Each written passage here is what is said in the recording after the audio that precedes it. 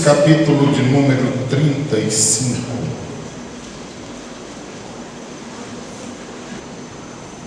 Gênesis capítulo de número 35,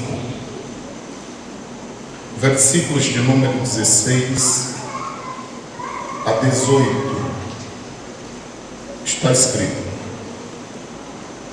Partiram de Betel, e havendo ainda um pequeno espaço de terra para chegar a Efrata, teve um filho, Raquel, e teve trabalho em seu parto. E aconteceu que, tendo ela trabalho em seu parto, lhe disse a parteira: Não temas, porque também este filho terás. E aconteceu que, saindo-se-lhe a alma, porque morreu, chamou o seu nome Benoni, mas seu pai o chamou Benjamim. Amém. Amada Igreja do Senhor e amigos que nos dão o privilégio de estarem aqui para adorarmos ao Senhor e ouvirmos a sua palavra, eu quero falar nesta noite sobre um tema que eu nunca falei, mas temos essa necessidade. O tema é pais sozinhos. Nós não somos a favor do divórcio porque a Bíblia não é. Nós dizemos que o divórcio é um remédio muito amargo para sarar ferimentos complicados. Não é o que é recomendável pela Bíblia Sagrada, não é o que Deus quer, mas isso acaba acontecendo na trajetória da vida. E a igreja é o local onde nós recebemos pessoas de variados tipos de histórias, de situações diferentes. E nós entendemos que devemos tratar a todos de igual forma como servos de Deus, mas sabendo que cada um tem as suas especificidades que precisam ser tratados. Quando eu falo de pais sozinhos nesta noite, eu não falo somente de um pai ou de uma mãe que está separado.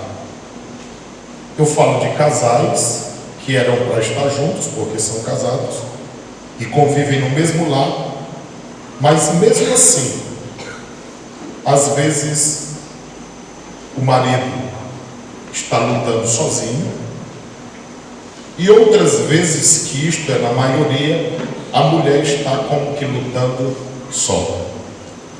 E para que você entenda, eu peço a sua atenção. E se quiser conversar lá fora, tem bastante lugar. Baseado nisto, eu digo que é preciso nós tratarmos de todas estas situações. E quando falo de pais sozinhos, eu sou abrangente nesse sentido que estou dizendo. É possível que haja alguém casado que esteja lutando sozinho, seja com os filhos, seja para manter o casamento, e assim sucessivamente.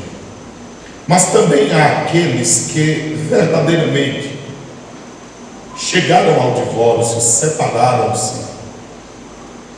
e sem nenhuma sombra de dúvidas enfrentam dificuldades na condução do lar. E baseado nisto, nós queremos falar um pouco com os irmãos sobre este assunto. O texto é muito claro. Os irmãos viram que Gênesis 35, o versículo 6 diz que eles saíram de Betel, partiram de Betel. Todos sabem que Betel é casa de Deus, é o lugar da adoração. Mas de repente o povo saiu de lá, entendendo que Betel é o local onde Deus está, é o local onde devemos estar, porque Deus ali está. E uma vez saindo, nós estaremos buscando prejuízos para a nossa própria vida. Às vezes alguém sai da igreja, decide passar um tempo distante, e eu sempre falo, tenha muito cuidado com relação aos relacionamentos, porque logo mais você vai voltar, porque tem uma igreja orando, tem uma família orando, você voltará. Se você conseguir uma pessoa que está enraizada lá no mundo, para esta pessoa tomar a mesma decisão, será bem mais difícil. Sempre nós alertamos acerca destas coisas, com as pessoas que saem de Betel, que partiram de Betel. A Bíblia Sagrada diz que Raquel, faltando um pouco espaço para chegar em Efrata, que era Belém, a Bíblia diz que ela teve um trabalho em seu parto. Essa questão de trabalho em seu parto é que teve dificuldade. Não é que ela entrou em trabalho de parto, é porque estava tendo problema mesmo para a criança sair. Estava enfrentando dificuldades. O versículo de número 17 continua dizendo assim: e aconteceu que, tendo ela trabalho em seu parto, lhe disse a parteira: não temas, porque também este filho terás. Irmãos, é tão bom, até mesmo quando nas horas das dificuldades, ou até mesmo nessa situação, quando a morte já estava às portas, ainda nós encontramos alguém com uma palavra de esperança. É tão bom quando nós temos alguém para nos dizer que nós vamos vencer, que nós vamos prosseguir, mesmo em momentos tão difíceis como Raquel estava enfrentando nessa situação. Nós devemos ter muito cuidado com relação às palavras que nós dizemos acerca das pessoas ou para as pessoas. Tem coisas que, se você disser a mim, não vai fazer muita diferença.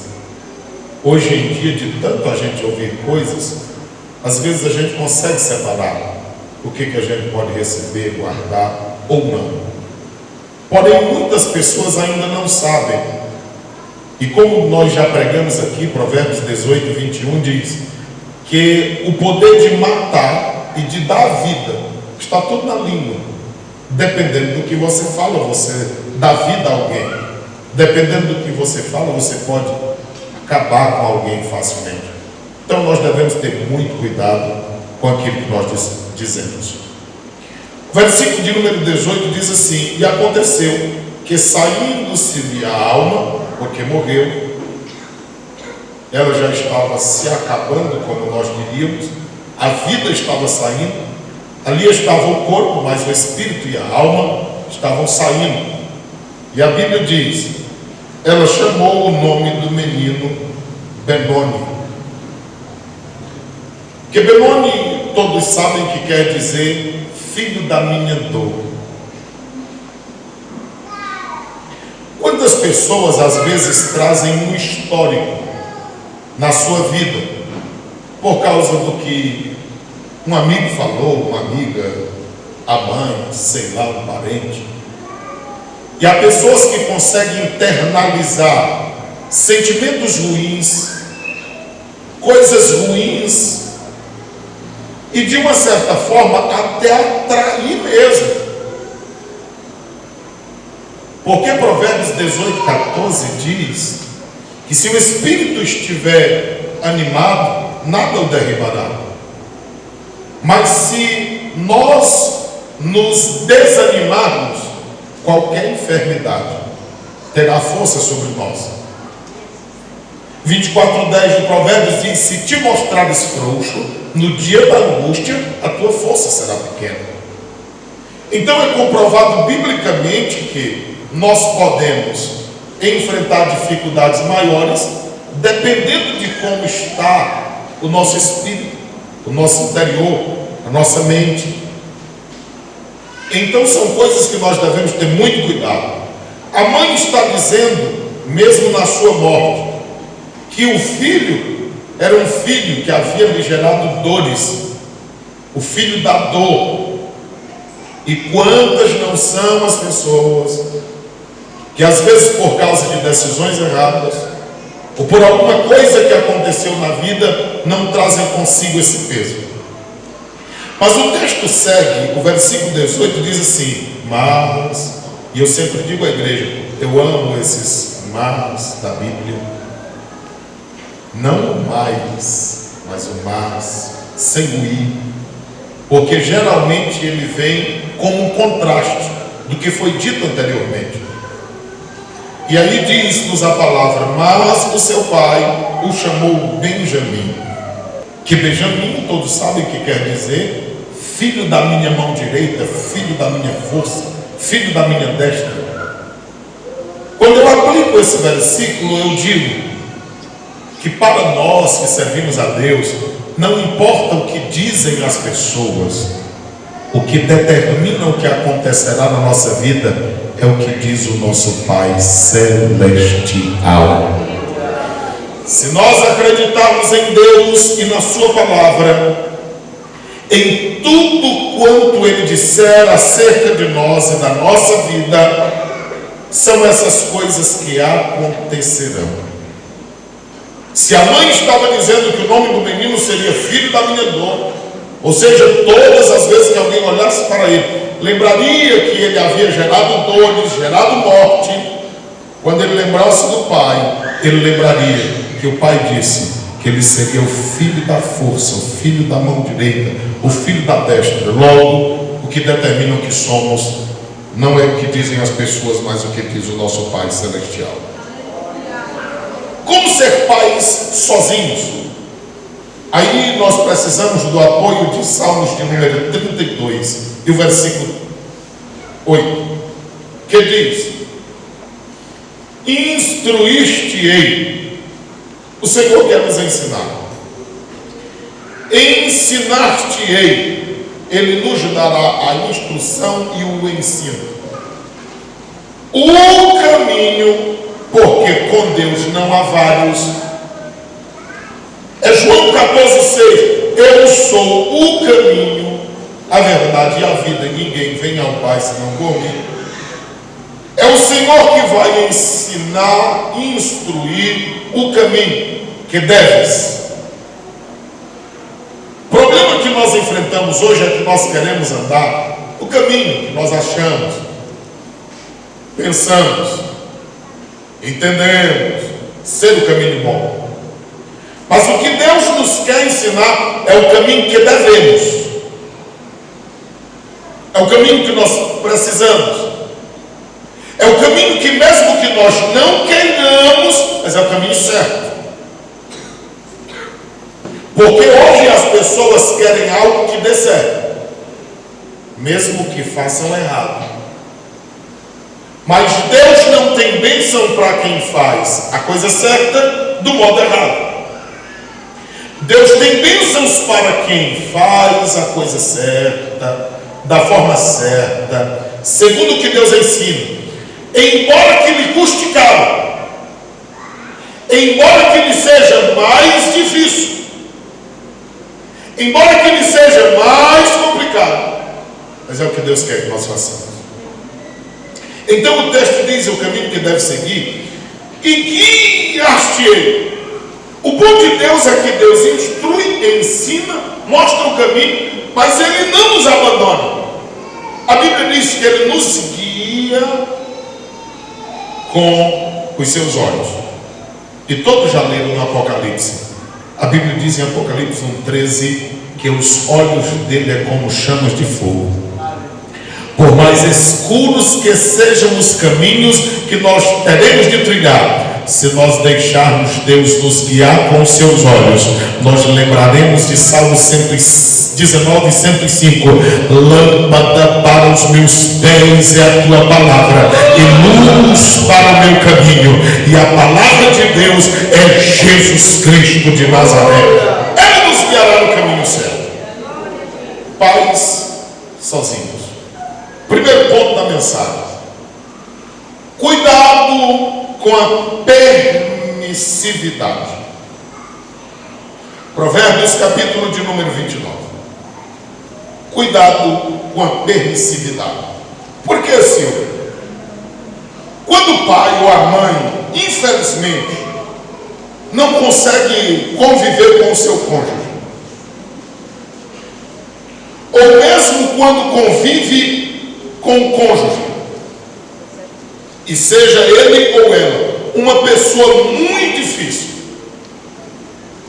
a parte mais afetada, a parte que está sozinha, geralmente tem uma tendência em fazer tudo o que os filhos querem, para que ele possa atrair a atenção dos filhos, ou ter a companhia, a amizade dos filhos. Rafael e Jamil, se vocês tiverem alguma dúvida, pode me perguntar.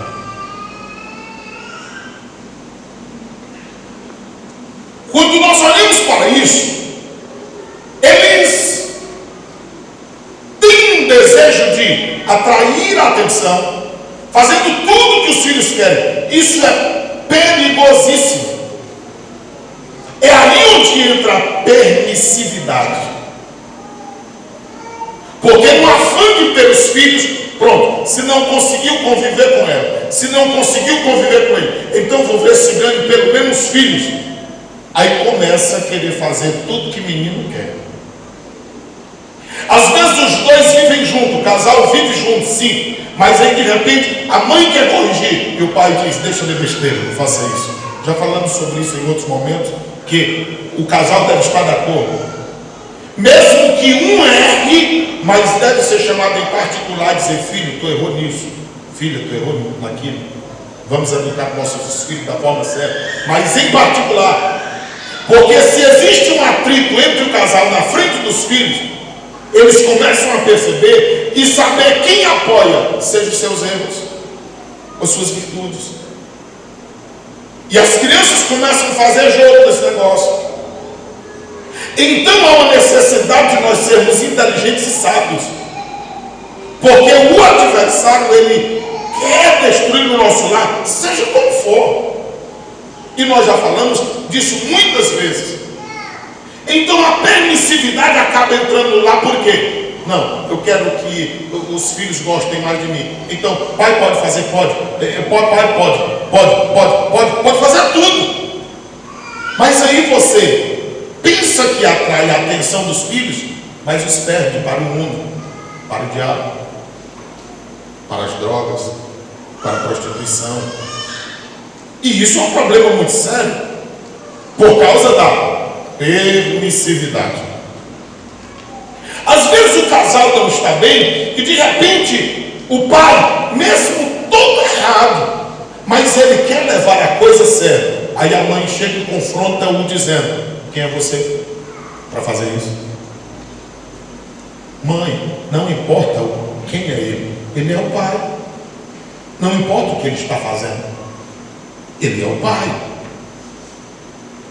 Mas se de repente esse confronto existe, aparece entre o casal, os filhos já começam a se posicionar também. Se a mãe é contra o pai, então nós podemos ser contra o pai. Daqui a pouco tem um líder em casa que de líder só tem um nome. Da mesma forma, se o marido despreza a mulher à frente dos filhos, eles têm duas atitudes: ou uma de rejeitar o pai, ou também de começar a fazer a mesma coisa que o pai faz com a mãe, sem que percebam, e acham que isso é normal e leve para um casamento posterior, porque eles estão crescendo, eles estão desenvolvendo. Então, irmãos, nós devemos ter muito cuidado com essa permissividade. Você sabe por que hoje nós cuidamos de tantas crianças com depressão, adolescentes, jovens? É por causa da permissividade. Você sabe por que uma criança tem dificuldade de se comportar num ambiente como esse? Porque às vezes no lar ela faz tudo que para ela é normal e ela em nenhum momento é repreendida.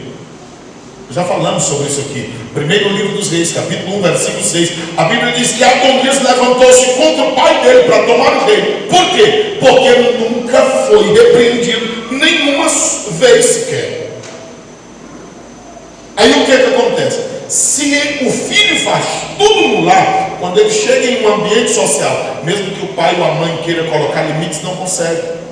Porque o que a mente dele está dizendo? Por que meu pai deixa eu fazer tudo em casa e não posso fazer em qualquer outro lugar? Essa permissividade faz com que ele cresça, e na escola ele queira ser o primeiro lugar e nem sempre será. Na vida social, no trabalho, ele vai querer e não vai conseguir. Então essa falta de confronto no lar faz com que criemos pessoas doentes, pensando que eles são o centro da atenção, e não são. Porque nós estamos em um mundo competitivo, em um mundo de muita dificuldade, e nós não temos como criar o nosso filho dentro de uma redoma.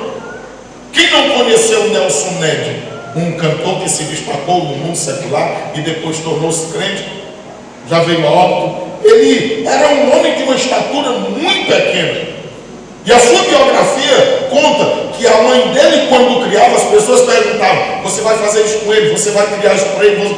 E a resposta da mãe dele era: eu não vou criar um mundo para meu filho, eu vou criá-lo para o mundo. Ela não queria criar uma redoma para que o filho dela fosse tocado. Ela queria criá-lo de uma forma que, por causa da sua pequena estatura, ele não se sentisse inferior às outras pessoas, mas ele vivesse normalmente. Então nós devemos entender que hoje nossos filhos têm papai e mamãe, mas a gente não sabe se amanhã terão. Na vida, nós vamos primeiro do que eles, e nós precisamos prepará-los para o mundo. Aí olha o que diz Provérbios 29, versículo de número 15: a vara e a repreensão, ou seja, tem momento que é necessário usar a vara, tem momento que uma palavra segura já é o suficiente. A vara e a repreensão dão sabedoria. Por quê? Porque a criança conhece o limite, ela sabe até onde pode ir. Não há nenhum problema em um filho brincar com o pai brincar com a mãe, viverem uma família sadia. Agora, todos devem se respeitar e saber que o limite seu vai até quando começa o do outro. O texto sagrado nos mostra: mas o rapaz entregue a si mesmo envergonha a sua mãe. Se nós deixarmos tudo do jeito que eles querem, vai chegar um momento que nós nos envergonharemos deles e de suas práticas. E eles ainda nos apontarão dizendo: o senhor não me ensinou, a senhora não me ensinou, eu não recebi essa instrução. Então nós devemos ter cuidado quanto a isso. Ainda que você seja um papai ou uma mamãe que esteja lutando sozinho, ou que viva só mesmo para educar os filhos, lembre-se sempre disso. Cuidado com a permissividade. E também tem o pai ou a mãe sozinho, que às vezes, mesmo que o marido esteja do lado, mas por exemplo, o filho é só dele, ou o filho é só dela. Eu sempre esclareço isso. Essa semana já fiz isso. Quando alguém vai entrar num relacionamento assim, onde ou ele ou ela já tem filhos, eu já digo logo: olha, essa criança ou esse filho, essa filha, não vai deixar de ser filho dele ou dela. E eu explico tudo isso, e às vezes pouco tempo de casado, às vezes isso gera problema. Mas nós precisamos entender que o filho, a filha, não deixará de ser filho. E ainda tem a outra complicação: e se o pai ou a mãe que está distante, mas também precisa partilhar da presença do filho, o cônjuge atual terá que ter a compreensão que a criança vai precisar ir e vai precisar vir. Foi você que escolheu assim. Tinha tantos homens sem filho, tinha tantas mulheres sem filho, mas você quis uma mulher que tem filho, você quis um homem que tem filho. Então você precisa entender que, além de todas as dificuldades de um relacionamento, você escolheu ainda com mais um adereço, e você precisará ter maturidade para isso. A gente segue e estamos dizendo: tenha cuidado com a permissividade. Nesse caso, quando o filho é só dele ou só dela, observe só, um pai e uma mãe de verdade pode pegar o menino, pode dar uma pizza dele ficar roxo, a mãe ou o pai não está nem isso. Não, é o pai, ele está educando. Agora, se não é pai, não é mãe, olhar com cara ruim, eita, mas tu está olhando com cara ruim demais, é porque tu não é pai, é porque tu não é mãe. Foi você que escolheu. Vamos seguindo. Segundo ponto da mensagem: não se omita de dizer não. Irmão, filho tem que receber não, assim como esposa e marido muitas vezes.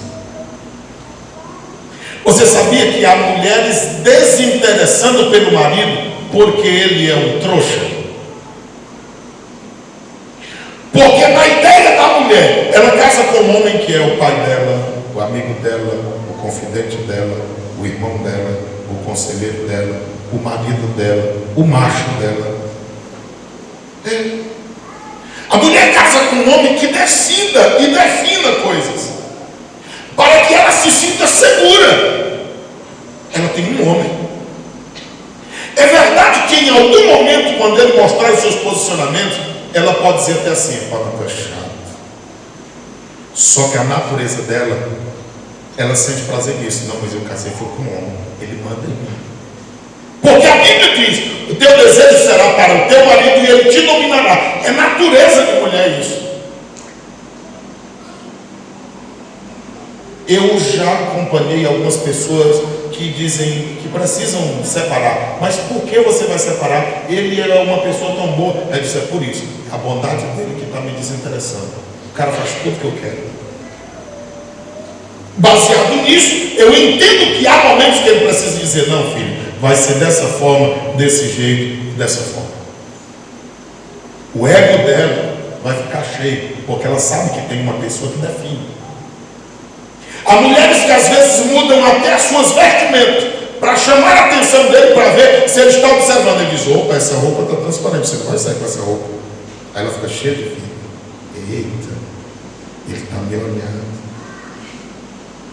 Se ele deixa passar, ela diz: ai, feliz, ele nem olha para mim, eu posso sair nua, ele não vai dizer nada.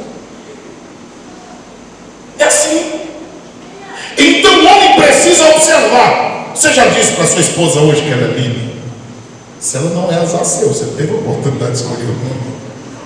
Eu prego essas coisas e o povo diz assim: é fácil para ele, a dele é bonita. A do irmão Souza também era, não? Então se ele vai escolher, você está em tempo, jovens.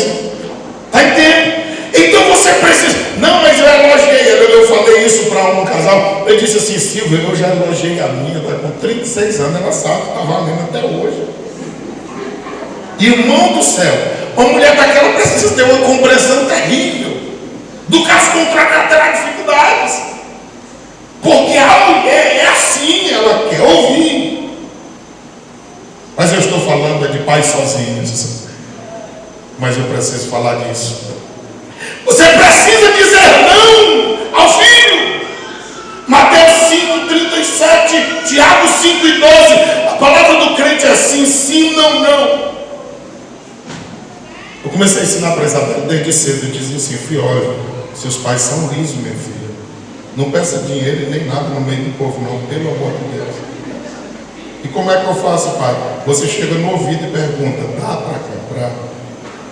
Até hoje ela tem esse negócio de cochichar no ouvido. Ela disse: pai, eu quero um lanche. Tem. Digo: tem não. Não, tá bom, quando tiver. Mas logo ela já sai daqui e já diz: tio Souza. Vou, né? Vou. Tio eu gosto. E aí ela dá um tiro no outro aí. Mas não faz vergonha. É negócio de menino senta no chão, grita, espatifa e tal. Irmão, uma hora você passa um perrengue. Você fica com o cara no chão. Então há uma necessidade da gente orientar e fazer da forma certa. Isso. Dizer não a ele. Você vai gerar pessoas saudáveis e fortes. Porque, irmãos, na vida a gente recebe não. Igreja, amigo que não é crente, você pode ser crente, pode ser o melhor crente dessa igreja, a vida vai te dizer não. Vai ter dia que você vai chorar, vai ter dias que você vai ver a luz do sol brilhar e você não vai apregar o olho. Vai ter dias que você vai ter dificuldade. Você pode ser crente, você pode ler a Bíblia todo dia, mas a vida enfrenta dificuldades. Na vida nós teremos problema. Você sabe qual é a diferença? É que quem tem Deus enfrenta as tempestades da vida e as dificuldades de fronte erguida, porque nós sabemos que tem um Deus que está à nossa frente e que Ele dará a glória. Mas nós temos problemas. Nós temos as mesmas dificuldades que qualquer pessoa tem. Agora, se nós formos treinados, quando jovens, quando a gente crescer, que recebemos não, eu estou testado, eu já recebi muito não do papai, eu já recebi muito não da mamãe, só mais um, não vai fazer diferença. Eu vou lutar, eu vou receber um sim. Você já viu a quantidade de adolescentes tirando a própria vida porque o namorado disse não? Que a namorada disse não, porque não passou no vestibular, porque não tirou uma boa nota no Enem. Meninos depressivos porque não conseguiu ser o melhor da sala. Que é isso, irmãos?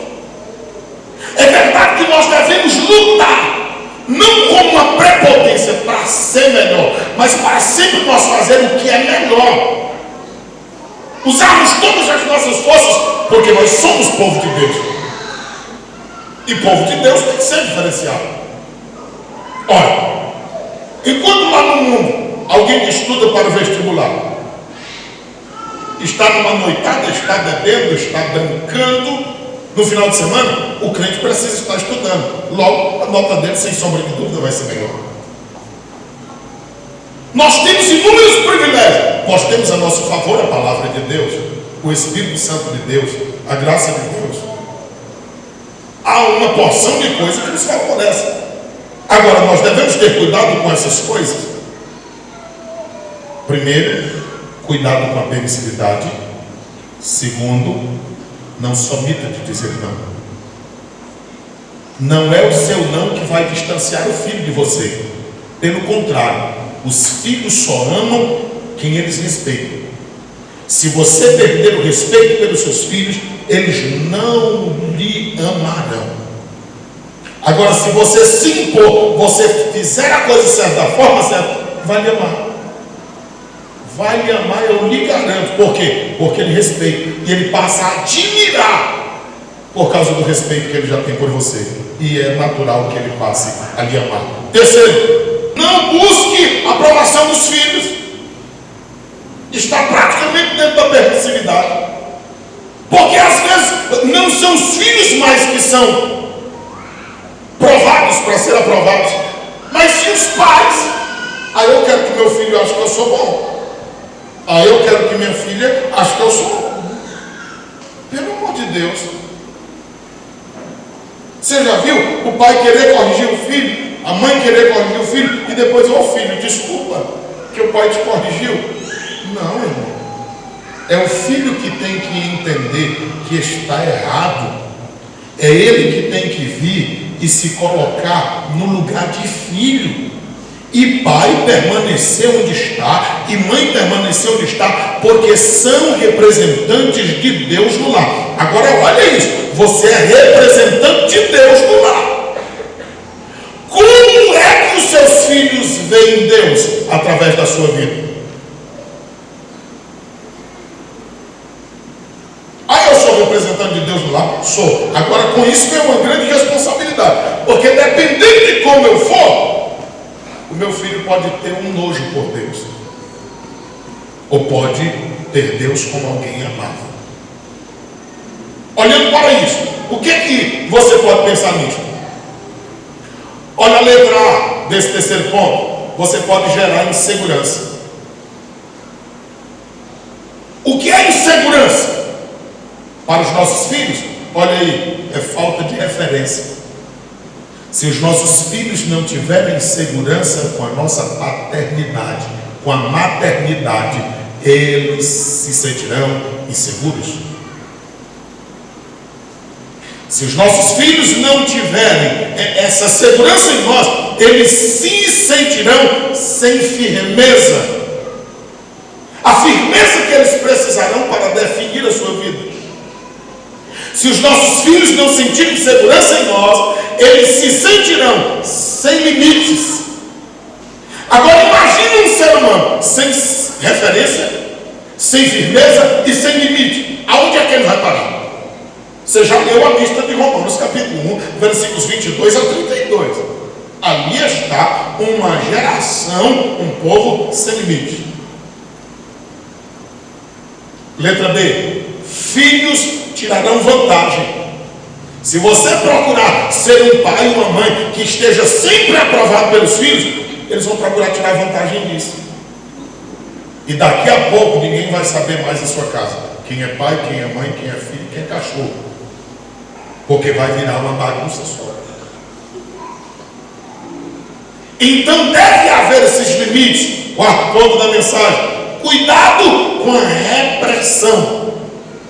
Porque se tem alguém que é permissivo, tem alguém que ao extremo também é repressivo para com os filhos. Não pode nada, não faz nada, não tem nada, não pode. Espera aí. Sempre o que estraga as sociedades são os extremos. Quando nós tratamos de igreja, nós sempre dizemos isso para os irmãos. Tem gente que para ele tudo é do diabo. Não, tudo não é do diabo. Tem coisa que o inimigo vem e quer fazer. Agora tem coisa que é a maldade que há no coração do ser humano. A gente precisa separar. Às vezes alguém acha que tudo é espiritual. Não, tem coisas que é da complexidade do ser humano. A gente precisa separar. Agora, se tem um pai que permite tudo, tem um outro que não deixa nada. Aí dentro disso nós temos alguns desafios. O primeiro é descobrir, é perceber como é que nós somos. Se nós somos o permissivo ou se nós somos esse repressivo. Nós precisamos descobrir, nós precisamos fazer essa análise. E se nós somos, aí a letra B, aí nós precisamos buscar o equilíbrio. Nós não podemos permitir tudo, mas também nós não podemos ser repressivo em tudo. A gente tem que buscar um equilíbrio. Saber quando pode e deve dizer não, saber quando pode e quando deve dizer sim. Se a gente não tiver esse equilíbrio, a gente terá dificuldades. Por que nós teremos dificuldades? Porque nós geraremos pessoas com algumas dificuldades. Quinto ponto da mensagem: pessoas que não confiam, nós vamos ter. Por quê? Porque eles verão em nós pai ou mãe que não confiam. Se você está dizendo que nós temos que confiar nos nossos filhos, até certo ponto, confiar, desconfiando e policiando. Assim. Até que ele nos prove que nós podemos ser totalmente confiáveis a eles. No caso contrário, nós precisamos ser detetive, precisamos ser pai, precisamos ser mãe, precisamos policiar, precisamos observar. Letra A: se nós não fizermos um equilíbrio, nós vamos mostrar que nós não confiamos nem em nós mesmos. Que pai é esse que está educando alguém que não pode confiar alguma coisa a ele? Seja no falar, seja no educar, em qualquer forma. Eu já conheci pessoas que dizem aqui, está aqui, tantos salários, meu filho. Pai, eu não fiz nada. É por isso. É porque esse salário aqui é para você não encostar em nada meu. Irmão, deve ser uma tristeza muito grande para um pai ter que pagar um filho para ele não se aproximar do que é dele. Por quê? Porque não confia. Você já viu isso? Já vi. O pior é que tem um homem que se interessa, então vou cuidar das coisas do pai. Aí todo mundo se vira contra aquele e diz: está roubando o pai. Porque geralmente a gente julga os outros por aquilo que a gente é.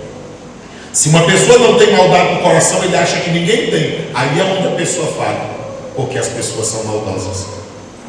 Mas como a pessoa não tem maldade, acha que ninguém tem. Letra B, que não confiam nos filhos. Se a gente viver dessa forma, com esses extremos, sem ter equilíbrio, a gente vai acabar demonstrando que a gente não confia nos nossos filhos. E a gente tem que confiar até certo ponto, confiando, desconfiando e policiando, até que Ele nos prove a verdadeira identidade e que nós vejamos nele um caráter formado e a gente possa confiar totalmente. Letra C, não confiam em Deus, porque, irmão, é o seguinte: se Deus tem um plano de bênção para a nossa vida, se Deus disse que vai abençoar a nossa família, se nós estamos educando a nossa família de acordo com a palavra de Deus, e a gente vive como quem está desconfiado o tempo todo, a ponto de adoecer da mente, aí a gente vai ter problema, porque a gente vai acabar demonstrando para os nossos filhos que nem Deus nós confiamos, por causa da forma como nós agimos com Ele. A gente precisa dar um voto de confiança, uma vez ou outra, para que eles se sintam responsáveis, para que eles possam dar conta do recado, e se der, serem elogiados, se não der, serem chamados a atenção para que a gente possa desenvolver. Nós estaremos ajudando os nossos filhos e muito. É o que nós precisamos fazer. Sexto ponto da mensagem: pais possessivos geram, letra A, dificuldades na relação entre pai, mãe ou filho. Você ouviu? Pais possessivos geram dificuldades na relação entre pai ou mãe e filho. O que é um pai possessivo? O que é uma mãe possessiva? Irmãos, tem pais que pensam que os filhos são deles, e não é. Filhos são herança de Deus, que Deus dá para nós cuidarmos dele, mas eles não deixam de ser de Deus. Filhos são flecha na aljava do valente, e nós precisamos adestrá-los para que nós possamos, ainda que em algum momento dizendo não, voltarmos para trás com uma flecha voltada, para que eles possam ir mais distante e alcançarem o alvo. E o maior alvo que nós temos para fazer os nossos filhos alcançar é a salvação na pessoa bendita de nosso Senhor Jesus Cristo. Não tem alvo maior a fazer os nossos filhos alcançar do que seu céu, a salvação em Cristo. É o melhor e o maior. Agora, com relação a estas coisas, você sabe que quando o espiritual está bem, as outras áreas também são abençoadas. Letra B, compreensão errada sobre Deus. Se nós formos possessivos demais com os nossos filhos, nós podemos gerar neles uma compreensão errada sobre Deus, já que nós representamos Deus do nosso lado. Aí veja só o problema que pode ser causado. Primeiro, menos compreensivos. Nós podemos, de acordo com a nossa impaciência, mostrar para os nossos filhos que Deus não os compreende. Quando eu falo de compreensão de Deus, eu não estou falando de apoio de Deus para os nossos erros. Eu estou falando que Ele sabe que nós podemos errar e que não há nada que nós façamos que impressionemos Deus ou que peguemos Deus de surpresa. Mas se o jovem errar, se a criança errar, se o adolescente errar, ele vai entender que como o pai dele o compreende. Olha só, Salmo 103, versículo 13 e 14. Como o pai se compadece de um filho a quem ama, assim o Senhor se compadece de nós, porque Ele reconhece a nossa estrutura e sabe que somos pobres. Se nós não agirmos corretamente para com os nossos filhos, nós podemos gerar neles uma compreensão errada sobre Deus. Segundo, menos amoroso. Irmão, se a gente não abraçar os nossos filhos, se não beijá-los, se a gente não der oportunidade para eles brincarem conosco, a gente viver uma vida social normal. Irmãos, o lar é para ser um local de bênção, de risadas, de brincadeira, de busca a Deus. Tem hora que entre pai, mãe e filho, ninguém vai saber quem é o menino. O que é isso? É um lar onde Deus habita. É um correndo atrás do outro, brincando e tal, sorrindo. É? Ou você pensa que é diferente? Nós somos uma família. Em outro momento, cada um no seu lugar, papai está no seu lugar, mamãe está no seu lugar, e Deus estará presente. O nosso lar precisa ser um local tão agradável que os nossos filhos não tenham pressa de sair deles.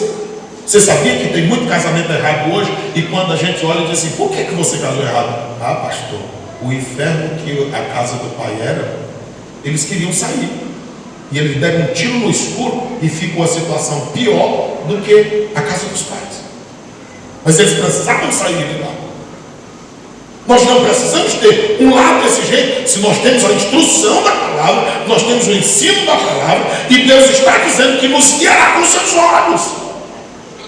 Terceiro, que Deus é menos paciente do que o que Ele é. É verdade que Deus se irrita, é verdade que Deus pune, é verdade que Deus é justo, mas é verdade que o laço da misericórdia de Deus está estendido. Nós pregamos nesta noite, subordinado ao tema, pais sozinhos. O primeiro ponto, cuidado com a permissividade.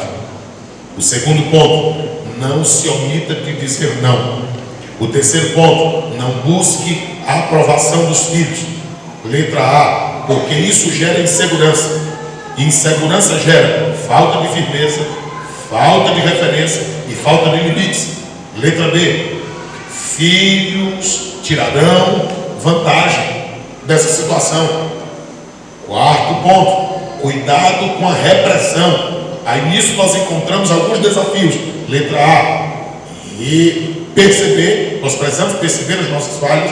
Letra B, nós precisamos nos equilibrar. Quinto ponto, nós podemos gerar filhos que não são confiáveis. Por quê? Porque eles veem em nós. Letra A, pessoas que não confiam em si mesmo.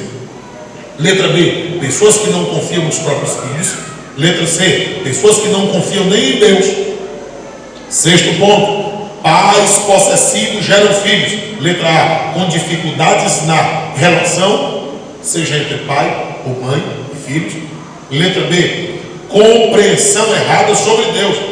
Eles podem pensar que Deus é menos compreensivo, menos amoroso ou menos paciente. Quantos entenderam o que nós dissemos nessa noite? Tem alguém nesta noite que deseja entregar a vida a Cristo como Senhor e Salvador de sua vida? Você veio aqui, tem uma jovem, pode vir, em nome de Jesus. Aonde está a segunda pessoa para Cristo Jesus nessa noite? É só Jesus quem salva. É só Jesus quem pode escrever o nome do livro da vida. É só Jesus quem perdoa. É só Jesus quem transforma. E se você veio nesta noite, a oportunidade é esta, porque há um Pai aqui que Ele ama, e quem determina a nossa vida não é o que dizem as pessoas, mas é o que o Pai Celestial nos diz. E mesmo que você seja crente, e eu estou pregando sobre pais sozinhos, mas é só uma expressão. Você sabe se você é uma mamãe mesmo separada, um pai mesmo separado, mas você não está só. A presença do Todo-Poderoso está contigo e vai te dar vitória. Porque há pais, há mães que ficaram viúvos, como foi o caso do texto lido. Mas a presença de Deus os fez prosperar. E eu admiro tanto. Eu tenho um amigo que há alguns anos ele perdeu a esposa. E ele me disse, ele é jovem, mas ele me disse: Silvio, eu tenho responsabilidade com meus filhos. Um já casou, tem 2 que estão na minha responsabilidade. Eu não posso casar enquanto eles não casarem também. Rapaz, tu vai suportar. Já faz alguns anos e ele está naquela luta, crente, porque amava muito a esposa, e ele disse ter medo. Eu estou citando o caso dele porque isso é difícil demais entre os homens. Mas quantas mulheres eu já conheci que ficaram viúvas, jovens e belas, mas elas disseram: nós não queremos um companheiro, por causa das filhas e dos filhos, por medo de colocarem um elemento dentro de casa que poderia prejudicar a vida dos filhos. E quantos relatos tristes e ruins nós temos tido de um segundo casamento nessas condições.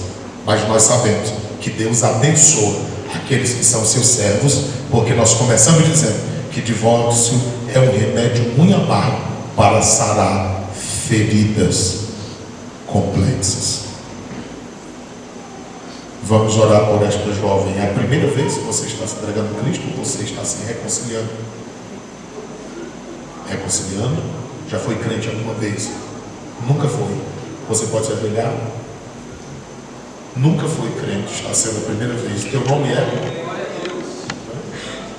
Pamela.